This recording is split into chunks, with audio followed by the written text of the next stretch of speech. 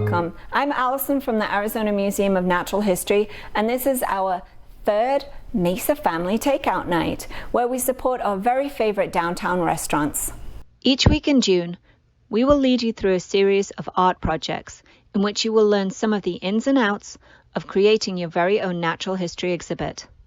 Each video has featured a different art project to illustrate a specific component of the exhibit creation process.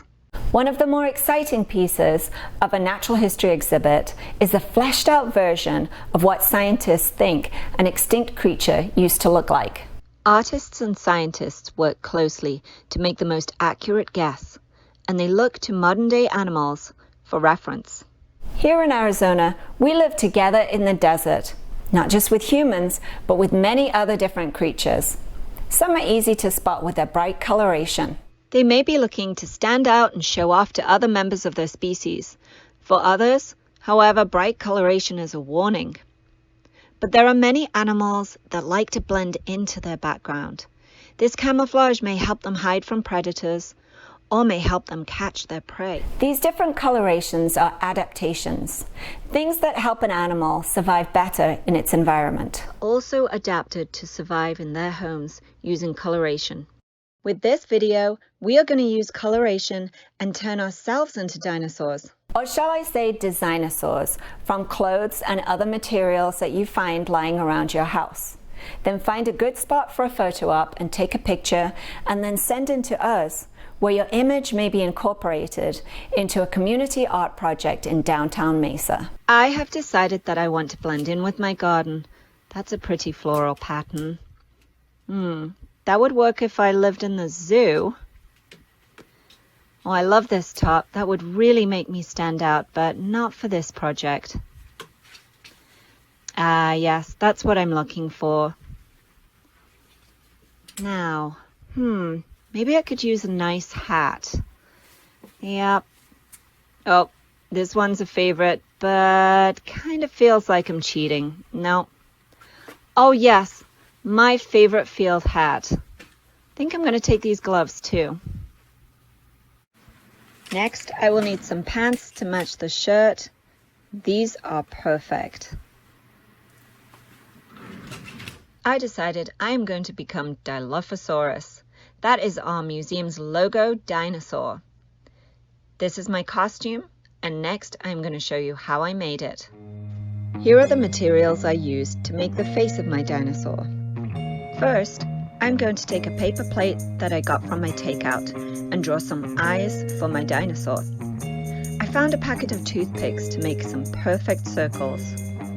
First, I'm using a pencil just in case of mistakes, and then I will go over again with a marker.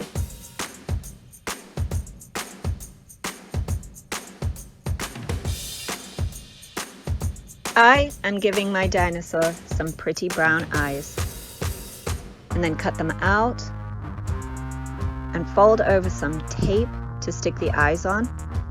Next, we need to make some teeth. The rim of the paper plate works really well for this. Cut triangles and then use your tape again to attach to the hat.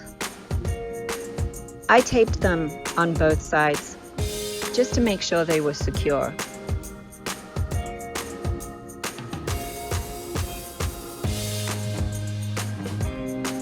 Perfect. Now for some claws. All I need is some gloves, a paper cup, scissors, and some tape. Cut out some triangles. The cup makes nice, perfectly shaped claws. Use the tape and stick to both sides to secure.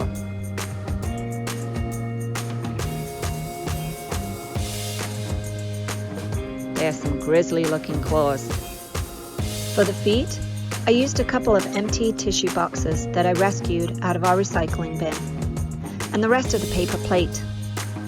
I made some triangles, cut them out, and then I simply taped them on the box.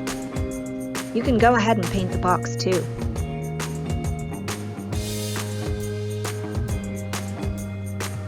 Now I am ready to find a good spot to camouflage against and try on my dinosaur costume. I added some crests to my hat to match Dilophosaurus. My dog Umbri wanted to join me in her Stegosaurus costume too. She seems to have grown out of it somewhat. Now it's time for you to make your own costume. You can follow my directions or make your very own creation. Don't forget to take a picture and send it into engagement@mesaartcenter.com, and your work will be included in a final installation community art project called Together in the Desert.